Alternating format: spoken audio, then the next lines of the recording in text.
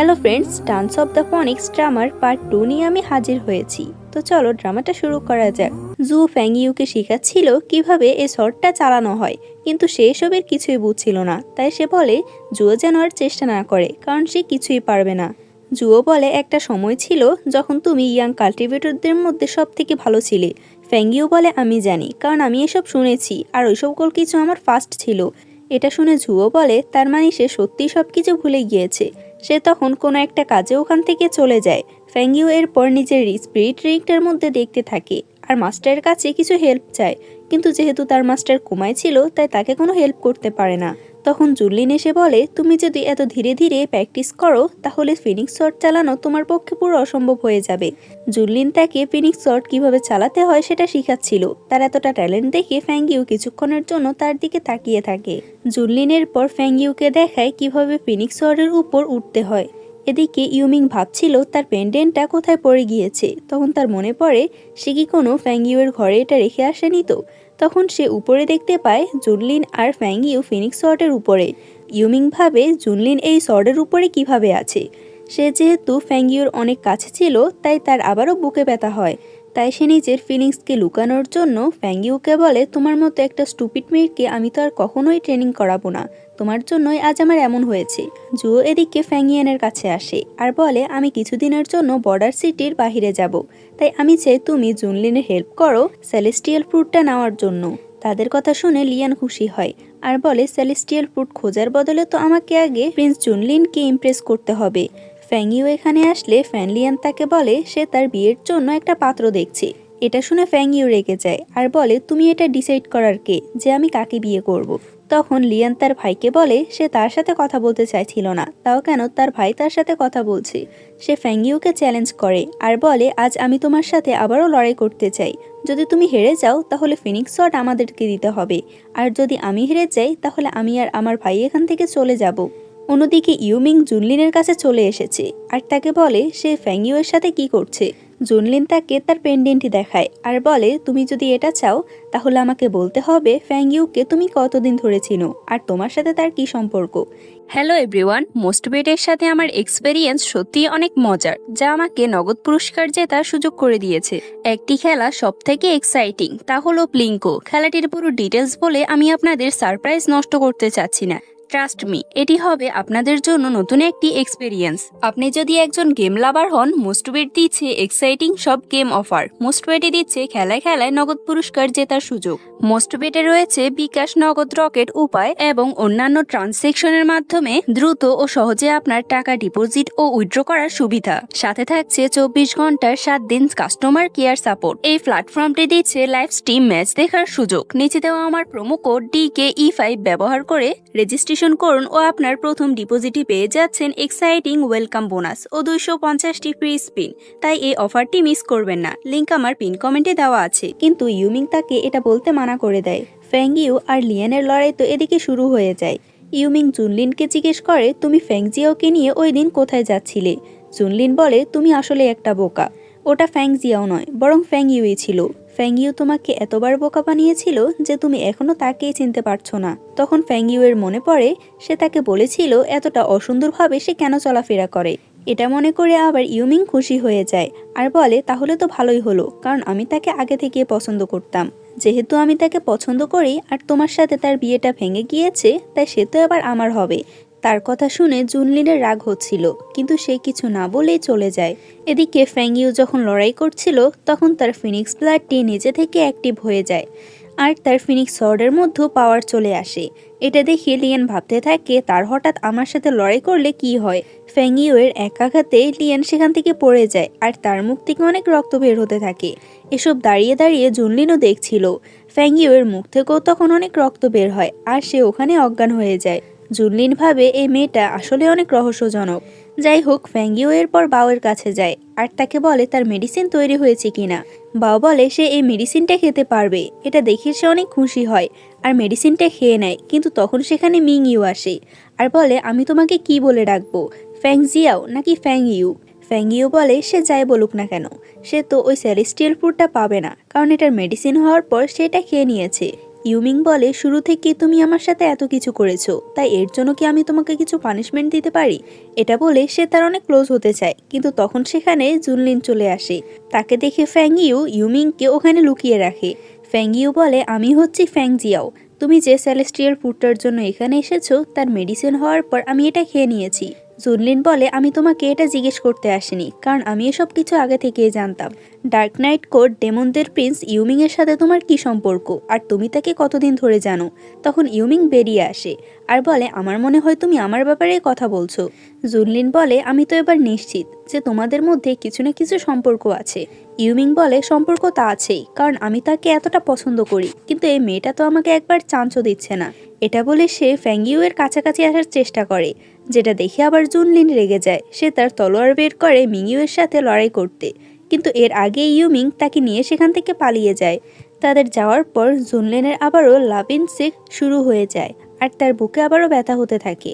এরা দুজনে আসার সময় কিছু বাচ্চাকে লড়াই করতে দেখে। ফ্যাংইউ তাদের কাছে গিয়ে বলে, তোমার কাছে যদি শক্তি থাকে তাহলে অন্যকে এটাতে সাহায্য করো, কিন্তু তোমরা কেন তাদেরকে এভাবে আঘাত করছো?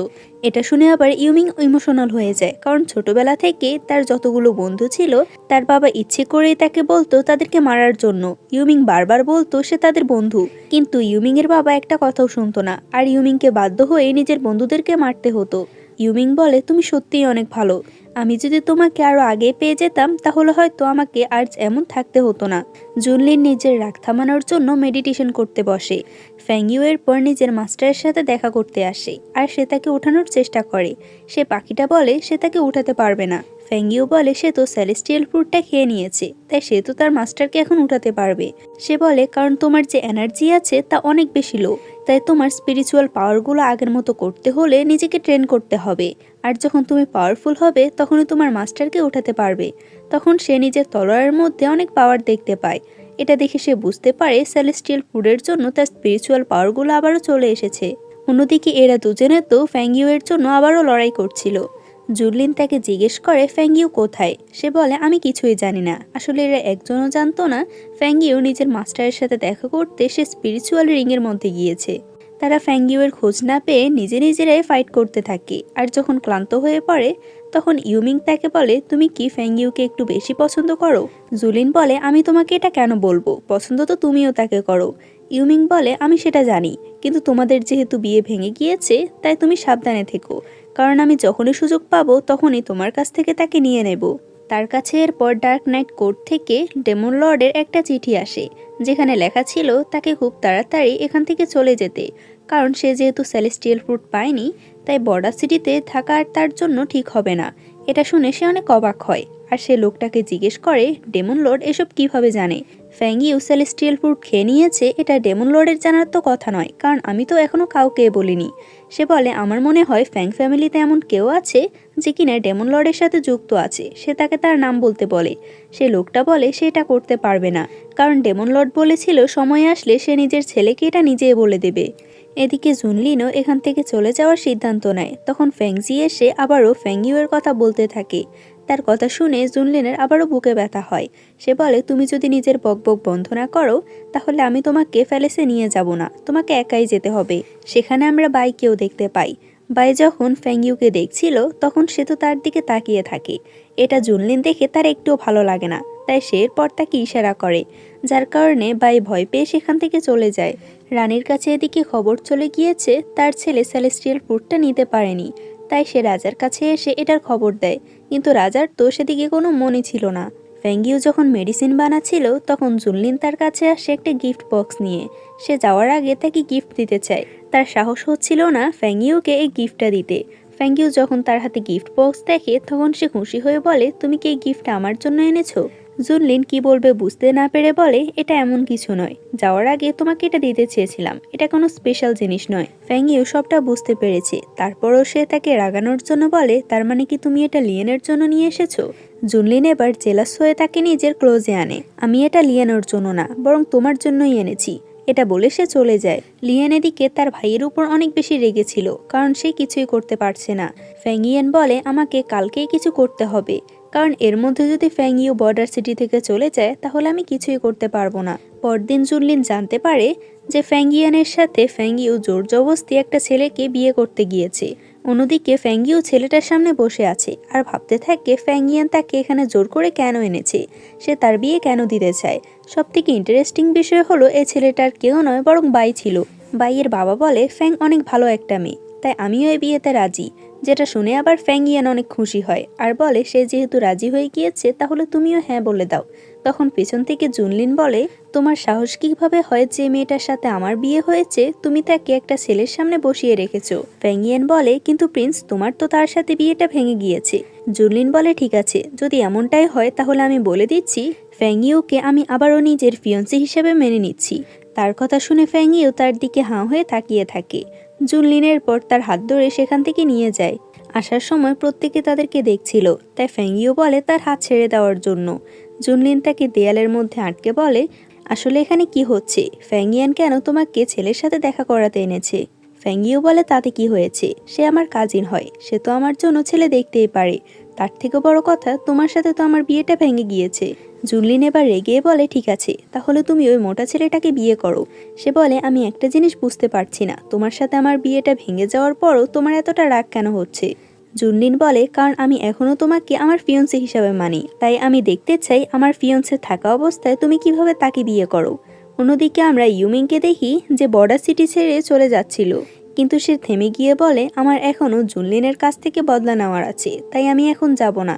সে লোকটা সব কিছু বুঝতে পারে আর বলে, তুমি যদি এভাবে ওই মেয়েটার পিছনে পড়ে থাকো তাহলে ওই মেয়েটাকে তুমি ইমপ্রেস করতে পারবে না। ইউমিং বলে, তোমার কথা শুনে এমন মনে হচ্ছে যে তুমি অনেক বছর ধরে অনেকগুলো মেয়েকে পটিয়ে এসেছো। যাই হোক, তোমার কাছে যদি কোনো ভালো প্ল্যান থাকে তাহলে আমাকে বলতে পারো। সেই লোকটা এরপর ইউমিংকে কিছু একটা বললে সে অনেক খুশি হয়ে যায়। এদিকে আমরা জুয়োকে দেখি যে কিছু সাধারণ মানুষগুলোকে শেখাচ্ছিল কিভাবে নিজেদের স্পিরিচুয়াল পাওয়ারগুলো সময় আসলে তারা ব্যবহার করতে পারবে, যেটা আবার রানীও দূর থেকে দাঁড়িয়ে দেখছিল। সে জুয়োর উপর অনেক ইমপ্রেস হয়ে যায় আর তার সাথে পার্সোনালি গিয়ে কথা বলে। তখন একটা ছেলে বসে কান্না করছিল, কারণ ডেমনদের থেকে কিছু লোক তার মা বাবাকে মেরে ফেলেছে আর তার পরিবারে শুধুমাত্র সে বেঁচে আছে। সে তাদের থেকে প্রতিশোধ নিতে চায়, কিন্তু সে অনেক দুর্বল। রানী বলে সে যেন নিজেকে কখনো দুর্বল না ভাবে, কারণ সে যা করতে চায় তা সে অবশ্যই করতে পারবে। রানীর সামনে জুয়ো নিজেকে ভালো প্রমাণ করার জন্য সে ছেলেটিকে বলে, যদি তুমি চাও তাহলে আমি তোমাকে ট্রেন করতে পারি।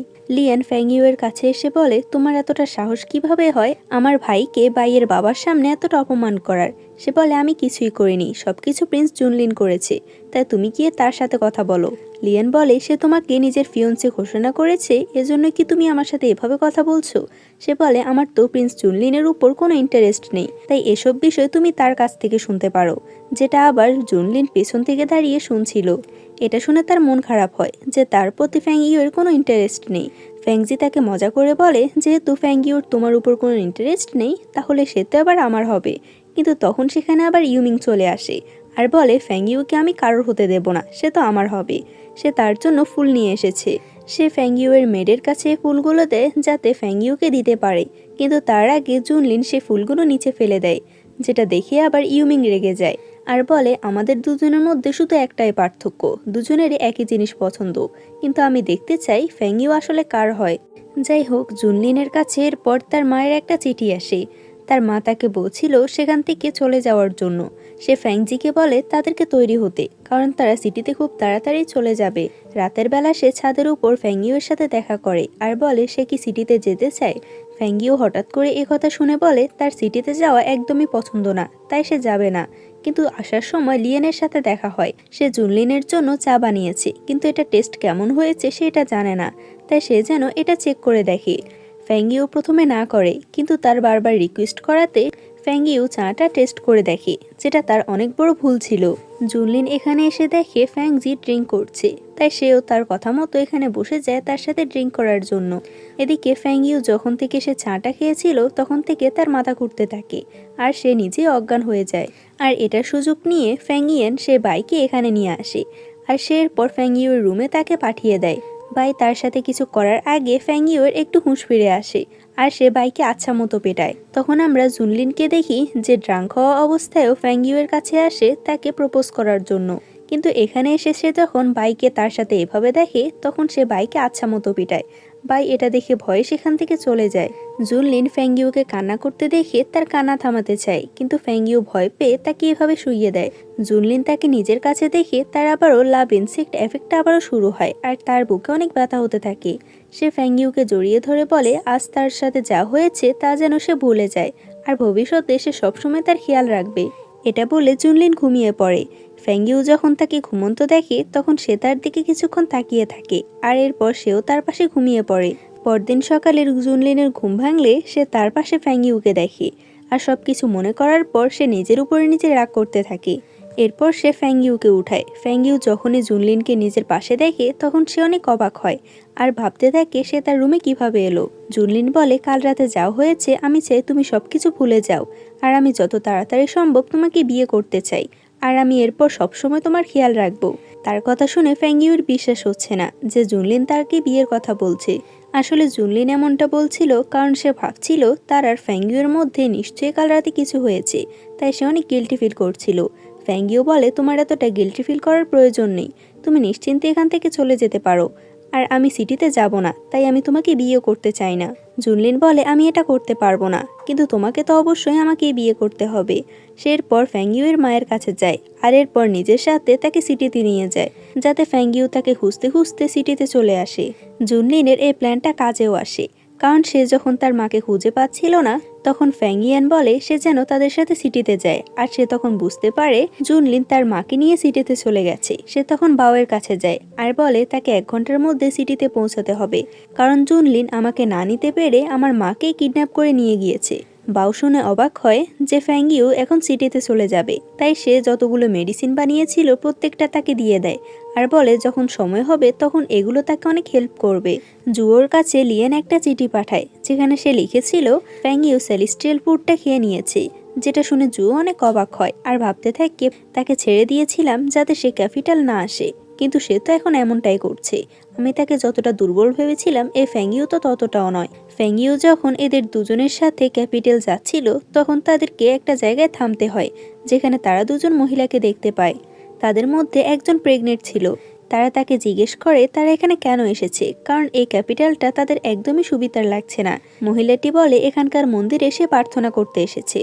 লিয়ান আর ফ্যাংইউয়ের কাছে মনে হয় এই ক্যাপিটালটা একটু বেশি শান্ত, আর তাদের কাছে একটু অদ্ভুত লাগছিল।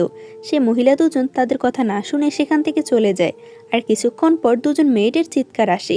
তারা গিয়ে দেখতে পায় সে ঘরে তো দুটো মানুষের কঙ্কাল পড়ে আছে। এটা দেখে প্রেগনেন্ট মহিলাটি তাকে বলে তারা যেন এখান থেকে চলে যায়, কিন্তু এই নিয়াং নামের মহিলাটি তো একদমই যেতে চাচ্ছিল না। তারা বলে এখানে কিছুই হবে না। লিয়ান তার ভাইকে বলে আমার এখানে একদমই সুবিধার মনে হচ্ছে না, তাই এরা দুজন যতক্ষণ এখানে আছে ততক্ষণ আমরা এখান থেকে যেতে পারবো না। কিন্তু তখন আমরা নিয়াংকে দেখি যার কিনা লেবার পেন শুরু হয়ে গিয়েছে, যেটা দেখে এরা আরও বেশি চিন্তিত হয়ে পড়ে। ফ্যাংইউ তাকে হেল্প করার জন্য আসে, কিন্তু লিয়ান তো তাকে আবারও ব্লেম করছিল যে সে যে কাজটা পারে না তা নিয়ে কেন সে এরকম করছে। ফ্যাংইউ বলে তুমি এখান থেকে চলে যাও, কারণ এই জায়গাটা নীরব থাকা উচিত। তখন আমরা একটা ডেমনকে দেখি, যে কিনা সাধারণ কোনো ডেমন ছিল না। সে এক নিমিষে বাহিরে থাকা সমস্ত গার্ডদেরকেই মেরে ফেলে। ডেমনটা আসার কথা শুনে ফ্যাংইউ তার মেটকে বলে সে যেন এই প্রেগনেন্ট মহিলাটির খেয়াল রাখে। মেট তাকে আটকানোর চেষ্টা করে, কিন্তু সে এটা শুনে না। অন্যদিকে এ দুই ভাই বোন মিলে এই ডেমনটার সাথে লড়াই করার চেষ্টা করছিল। ফ্যাংইউ এই ডেমনটার সাথে লড়াই করে পারছিল না, কারণ সে একটু বেশি শক্তিশালী ছিল। কিন্তু তখন আমরা হঠাৎ করে তার মধ্যে অনেকগুলো স্পিরিচুয়াল পাওয়ার দেখতে পাই। এর ফলে ফ্যাংইউয়ের ফিনিক্স ব্লাডের পাওয়ারটাও অ্যাক্টিভ হয়ে যায়। ফ্যাংইউকে এই প্রথম ফিনিক্সের রূপে দেখে এই দুজনের অবস্থা তো খারাপ হয়ে যায়, বিশেষ করে লিয়ানের। ডেমনটা বলে যেহেতু তোমার শক্তি আমার বরাবর হয়ে গিয়েছে, তাহলে এবার তো তোমার সাথে আমি ভালোভাবে লড়াই করতে পারবো। ডেমনটা যখনই তাকে আঘাত করতে যাবে তার আগে সেখানে জুনলিন চলে আসে তাকে হেল্প করার জন্য। ফ্যাংইউ এত সহজে হার মানতে চায় না, তাই সে নিজের সম্পূর্ণ পাওয়ার দিয়ে সে ডেমনটাকে আঘাত করে, আর ডেমনটাও ঠিক এমনটাই করে। ফ্যাংইউকে আঘাত করার আগে জুনলিন তার সামনে চলে আসে, যার ফলে জুনলিনের পিঠে অনেক আঘাত লাগে। ফ্যাংইউয়ের আঘাতের কারণে সে ডেমনটা সেখানেই মারা যায়। কিন্তু জুনলিনকে অজ্ঞান হওয়া অবস্থায় দেখে তো ফ্যাংইউ অনেক ভয় পেয়ে যায়, আর সে ভাবতে থাকে সে হয়তো মারা গিয়েছে, তাই সে জোরে জোরে কান্না করতে থাকে। তখন আমরা জুনলিনের হাতে লাভ ইনসেক্ট মার্কটা দেখতে পাই। ফ্যাংইউয়ের কান্নার জন্য তার চোখের পানি যখন তার হাতের উপর পড়ে তখন সে মার্কটা নিজে থেকেই চলে যায়। ফ্যাংইউ তো এখনও জোরে জোরে কান্না করছিল, জুনলিন যখন জ্ঞান ফিরে তখন সে বলে, তুমি কি ভেবেছো আমি কি এত সহজেই মারা যাব? অন্যদিকে আমরা নিং নামের এই মহিলাটিকে দেখি, যার অনেক সুন্দর একটি বেবি হয়েছে। নিংয়ের বোন ফ্যাংইউয়ের সাথে আগে অনেক বেশি খারাপ আচরণ করেছিল, তাই সে ফ্যাংইউয়ের মেডের কাছে এর জন্য সরি বলে। সেলেস্টিয়াল প্যালেসে এরপর আমরা ইউমিংকে দেখি, যে এটা খোঁজ করতে এসেছিল যে তার বাবা অর্থাৎ ডেমন কিংয়ের সাথে এখানকার কে জড়িত আছে, যে তার কিছু বলার আগে তার বাবার কাছে সবকিছু পৌঁছে দেয়। রানী এরপর জুয়োর সাথে দেখা করার জন্য তাকে ডেকে পাঠায় আর বলে, তুমি আর আমি মনে হয় একই। এটা সম্ভব হয়েছে কারণ তোমার যে মাস্টার ছিল সেলেস্টিয়াল প্যালেসের হেড, সে হচ্ছে আমার ছোট বোন। আমি তোমাকে একটা বিশেষ কথা বলতে চেয়েছিলাম, কিন্তু এখন মনে হয় এটা পারবো না, তাই তুমি চলে যাও, আমি অন্য একদিন কথা বলবো। তার চলে যাওয়ার পর সেখানে আমরা ডার্ক নাইট কোডের হেডকে দেখি। সে বলে, তোমার কাছাকাছি আসা তো অনেক বেশি মুশকিল। আমার মনে হয় এই মেয়েটা অনেক বেশি পরিশ্রম করেছে, না হলে তুমি কিভাবে তাকে ডেকে আনতে তোমার সাথে কথা বলার জন্য? রানী বলে, এই মেয়েটা অনেক বেশি স্মার্ট, তাই মাঝে মাঝে এসব স্মার্ট মেয়েদেরকে অনেক কাজে লাগানো যায়। এটা দেখে আমরা স্পষ্ট বুঝতে পারি ডার্ক নাইট কোডের হেড রানীর সাথে জুড়ে আছে। পরদিন আমরা ফ্যাংইউকে দেখি যে জুনলিনের কাছে গিয়েছে। জুনলিনের এখনও জ্ঞান ফিরেনি। সে জুনলিনকে এতটা কাছে দেখিয়ে তার কাছে যায় আর এরপর হঠাৎ করে তাকে কিস করে। কিন্তু এরপরে সে আবার ভাবে, আমার কি হয়েছে? আমি মানলাম সে আমাকে সবসময় হেল্প করে, কিন্তু আমি তাকে কিস কেন করলাম? তখন কেউ একজন বলে ওঠে, তুমি যা করেছো আমি সব কিছু দেখেছি। সে এদিক ওদিক দেখে কাউকে দেখতে পায় না। এই আওয়াজটা আসলে রিং থেকে এসেছিল। সে ছোট্ট পাখিটাই তাকে বলেছিল সে যা যা করেছে সে সব কিছুই দেখেছে। ছোট্ট পাখিটা এরপর বলে, যদি তুমি ওয়ান ইউ পাওয়ারটা নিয়ে নাও তাহলে তুমি নিজের স্পিরিচুয়াল পাওয়ারটা যে কোনো সময় ব্যবহার করতে পারবে। সে বলে, এই ওয়ান ইউ ফায়ারটা কি? পাখিটা বলে, তুমি সেই দিন যে ডেমনটাকে হারিয়েছিলে তার কাছে সে ফায়ারটা ছিল। এই ফায়ারটা নিতে পারলে তোমার অনেক কাজে লাগবে, আর এমনিতেও তুমি প্রিন্সকে পছন্দ করো, তাহলে তুমি কেন প্রিন্সকে বলে দিচ্ছ না? ফ্যাংইউ বলে, তুমি তোমার মুখ বন্ধ করবে নাকি আমি সেখানে আসবো?